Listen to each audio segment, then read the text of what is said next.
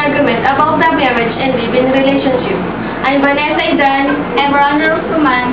Marriage is important because it makes him to grow up and give him first responsibility, whether those responsibilities are to feed and clothe the wife to or assist the husband. In relationship is important nowadays because this is the new concept to gain acceptance in our life now.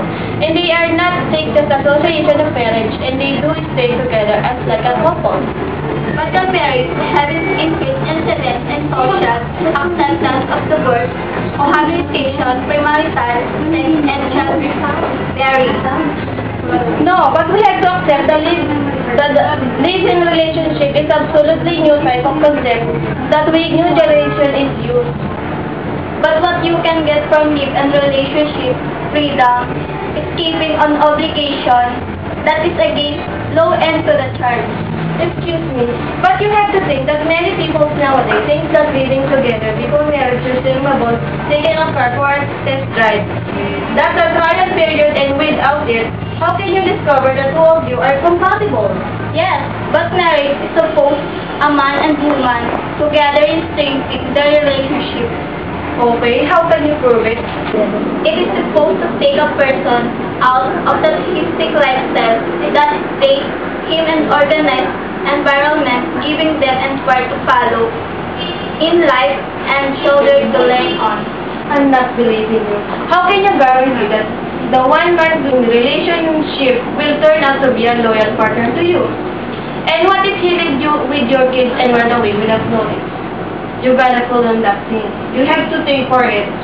But you can have to remember that the marriage is protected by the law and both the partners have their clearly defined rights and obligations. If they want to split, there is a laid-down procedure that has to be followed, and mostly there are strict provisions to take care of children of bringing in case of parental divorce.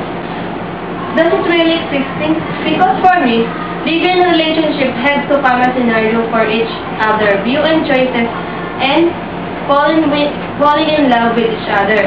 And they share everything hand in hand, starting every household chore and every other matter related to their daily livelihood. Yes, it is except sometimes immoral as a religious entity recognized by the state, and now the government has encouraged you on the church and rights because the state care and shows care about the essence and health of the family. That civilization is itself in this institution. Okay, if that is your opinion, I will accept it. Besides, all we go is to well-known our partner to avoid mistakes that lead us to the wrong path of life. That's right, Vanessa. You have to learn time and don't hurry to love because we all know that if you are meant to be, there is nothing gonna stop you to love you more. Again, I'm Vanessa Idan. I'm Ronald Roman. And thank you for watching us. And we do all hope that you will learn from our debate. Good day. Goodbye.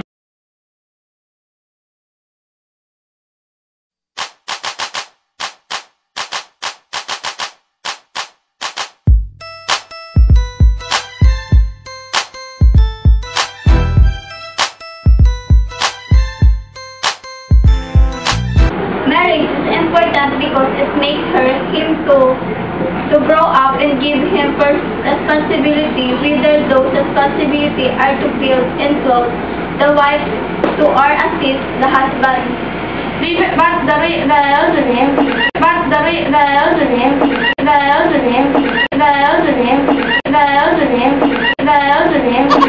But the marriage have increased incidence and social acceptance of divorce, cohabitation, premarital, sex, and childbearing. Teka, ulitin mo parang nagbabasa talaga.